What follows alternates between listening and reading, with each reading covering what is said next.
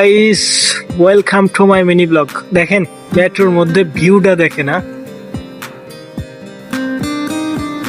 এই যে হচ্ছে ধনী ব্যক্তি মুকেশ আম্বানি। দেখতে সাধারণ হলেও স্যান্ডেল পরিধান করে থাকলেও তিনি যে পরিমাণ টাকার মালিক একটা জুতার দোকান দিতে পারে।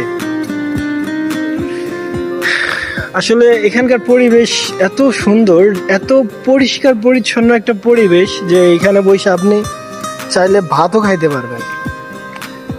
আসলে বাহিরের দেশগুলো উন্নত কেন হয় জানেন? এই পরিষ্কার পরিচ্ছন্নর জন্য।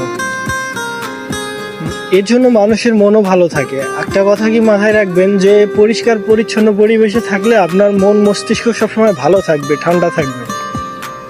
নোংরা জায়গায় থাকলে তো মাথা গরম থাকবেই। অস্থির একটা জায়গা, ভিউটা সুন্দর।